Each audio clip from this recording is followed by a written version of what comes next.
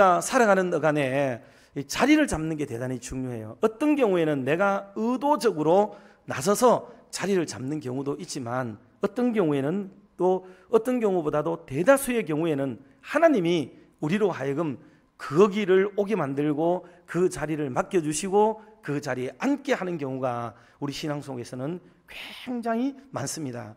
어떤 경우는 앉아있는 자리에서 일어서라, 또 어떤 때는 내 자리를 들고 걸어가라, 자리를 옮기라는 거죠. 그렇게 말씀을 하기도 하고, 아브라함 같은 경우에도 본토 친척 아비 집을 떠나게 만드는 그런 사건들이 있는 것을 볼 때 우리는 내가 원하는 자리에 딱 자리를 펴고 깔고 만세반석을 만들려고 하는 그런 의도가 있지만, 하나님은 그렇지 않다 하는 것을 우리가 알게 되기도 하고요. 그리고 하나님이 하나님의 사람을 불러서 사용한 데는 우리가 생각하는 것과는 다르게 정말 희한한 방법으로 우리를 인도하신다 하는 것을 알 수도 있습니다. 그래서 오늘 모세의 얘기를 좀 더 드리면, 첫 번째로는 부르심을 받는 자리가 있어요. 부르심을 받는 자리.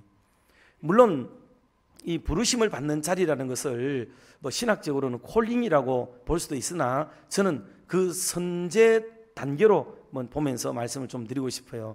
그래서 오늘 15절 말씀 한번 보면, 15절에 같이 한번 제가 본문을 주기는 했는데 볼까요? 같이 봅니다. 바로가 이 일을 듣고 모세를 죽이고자 하여 찾는지라. 모세가 바로의 낯을 피하여 미디안 땅에 머물며 하루는 우물 곁에 앉았더라. 아멘. 별것 아닌 것 같지만 우물 곁에 앉았더라. 모세의 자리가 우물 곁에 앉게 된 거죠. 여기서 이제 일이 많이 일어나게 되고, 이것을 발단으로 해서 이것이 시발이 되어져서 미디안 광야에 정착하게 되는 게 모세의 이야기입니다. 여기까지 오기까지는 하나님이 이끌어내셨죠. 그렇게 부름을 받은 모세가 어디로 오느냐? 이 미디안 광야에 떡 왔는데 하필이면 지금 장인 이드로의 7딸이 우물가에 오는 그 장소에 앉게 된 거예요. 이게 참 이게 우연의 일치처럼 보이는 거죠. 모세의 입장에서 생각해 보면 이 우물가에 앉는 것 당연한 일이었고, 그 많은 광야에 어느 마을이 있으니까 들어갔겠고, 우연처럼 보였던 일이었는데, 그 우연은 이미 하나님이 예비하신 이 로드맵이었어요. 하나님이 길이었고, 하나님이 말씀하고자 하는 의도였고, 하나님 여호와 이레 하나님이 준비하신 과정이 였다는 사실을 보여주는 거라고 볼 수가 있습니다. 그러니 오늘 저와 여러분들도 대구 칠곡중앙교회 안에 어쩌다가 보니 이 자리에, 예배의 자리에, 은혜의 자리에, 말씀의 자리에 앉아있는 사람들이 되었습니다. 내가 선택한 것처럼 보이고 이런 일 저런 일 때문에 온 것처럼 보이지만은 하나님의 놀라운 계획과 섭리 때문에 오늘 저와 여러분이 만나 은혜의 예배를 드리게 되는 줄로 믿으시기를 바랍니다. 두 번째로 모세는 말씀을 받는 자리를 자리 잡았어요. 말씀을 받는 자리. 그러니 미드안 광야에 머물고, 그리고 장인 집에 자리를 딱 잡고 나서부터는 이제 정상적인 일을 하게 되죠. 장인의 일을 돕는 일이 됩니다. 그래서 목동이 되어서 그 험준한 시내산길, 호렙산길을 오르내리면서 양을 치는 처량한 신세가 된 듯 보였지만, 그러나 그 자리에서 불꽃 가운데 일어나는 떨기나무 아래서 불꽃 가운데 나타나시는 하나님을 만나게 되어지고, 말씀하시는 하나님을 경험하게 되어지고, 그 자리에, 거룩한 자리에 신발 벗고 앉아서 하나님의 말씀을 듣고 하나님께 여쭤보고 하는 은혜의 시간을 가지게 되는 좋은 길이 열리게 되었습니다. 하나님을 만나고 하나님의 음성을 듣는 자리, 이 자리는 옛날로 말하면 성전이고 오늘날로 말하면 교회가 되는 겁니다. 때문에 하나님의 말씀이 선포되는데 때로는 우리를 채찍질하고, 때로는 우리에게 화를 걱정하고 다가올 환난을 예고하는 말씀도 있고, 어떨 때는 우리를 마음껏 축복하고 우리의 마음을 위로하고 우리의 마음을 만져주는 말씀들도 함께 선포되는 이 강단과 하나님의 교회를 많이 아끼고 사랑하는 우리 성도님들 되시기를 주의 이름으로 축원합니다.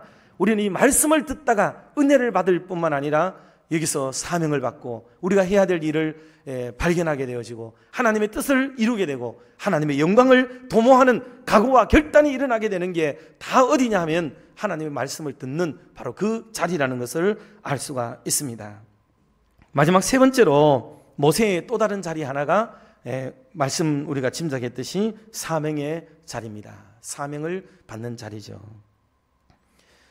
떨기나무, 시내산 떨기나무 불꽃 가운데서 만나주신 하나님이 더불어서 모세와 더불어 대화를 많이 했는데 그 내용은 한마디로 말하면은 가서 내 백성, 저 애굽에 고난을 당하고 고통을 받고 있는 내 백성을 구원해내라 하는 그 사명을 부여받게 되는 것이 바로 그때입니다. 이 말씀이 떨어지는 동안에 지금은 모세는 어때요? 왕궁에서는 장차 왕으로서 백성을 위하고 나라를 위해서 살아야겠다고 하는 역사성과 그리고 정치를 배우고 살았었는데 이거를 40년 동안 다 내려놓고 야인으로 돌아와서 이제는 한 아버지로서 아들을 위하고 자식을 위하고 한 남편으로서 아내를 위하고 그리고 처갓집이지만은 거기서 자기의 일이 있으니까 자기 일터를 위해서 그러니 자기와 자기 가족을 위해서 살았던 사람이 모세였다 이 말이에요. 그런데 다시 하나님이 이스라엘 전체를 바라보게 하심으로 사명을 주시고 시선을 넓게 가지게 만들면서 백성을 위해 남을 위해 남은 인생을 좀 살아야 되겠다. 그게 나를 위한 일이다 라고 여기는 거죠. 그동안에는 내 가족을 위하고 내 자녀를 위하기 위하여서 하나님을 섬겼는데 지금은 하나님을 섬기는 도리가 내가 하나님의 일을 하고 하나님이 기뻐하는 일을 하는 게 그게 하나님을 섬기는 것이라는 것을 깨닫는 순간이 오게 되는 게 이게 시내산에서 사명을 받은 모세의 자리였습니다. 그래서 신앙의 자리는 사명의 자리로 이게 발전이 되어져야 그게 좋은 자리가 되는 겁니다. 자, 고린도전서 15장 50절 말씀, 바울의 어떤 중요한 말씀이라고 볼 수가 있겠는데 이 말씀을 우리 한 번 더 합독해 보도록 하겠습니다. 형제들아, 내가 이것을 말하노니 혈과 육은 하나님 나라를 이어받을 수 없고 또한 썩는 것은 썩지 아니하는 것을 유업으로 받지 못하느니라. 아멘. 여러분, 그래서 이 땅에 있는 것을 가지고 자꾸 하늘의 것을 얻으려고 노력을 기울이지만 안 된다. 그건 차단되어 있고 절대로 불가능하다는 것을 우리가 알아야 하겠습니다. 여러분, 사람이 하나님의 법을 다 100% 순종할 수 있으면 구원을 얻을 수 있을까요?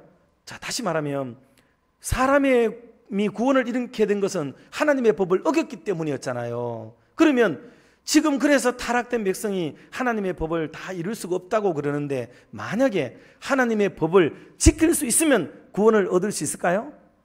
그래요? 우리 그렇게 생각할 수 있습니다. 이런 함정에 빠질 수 있어요. 아닙니다. 그 길은 없어졌어요. 그 길은 사라졌습니다. 사람이 온전히 완벽하게 하나님의 법을 다 이루어 드린다 할지라도 그것으로 인하여 구원받을 수 있는 길은 이미 없어지고 사라졌습니다. 때문에 이 땅의 것으로 아무리 어떻게 한다 해서 그것 때문에 무슨 구원이 이루어지거나 그럴 수는 없어요. 다만 하나님의 은혜와 예수 그리스도를 통한 완전한 구원이 그로 통해서만 이루어졌기 때문에 오직 이제는 예수 그리스도를 통하지 않고는 누구도 구원을 얻을 수는 없다 하는 것을 아셔야 되겠습니다. 결론으로 말씀을 드리면 58절 말씀을 우리 고린도전서 15장 58절 결론의 말씀인데 한번 같이 합독합시다.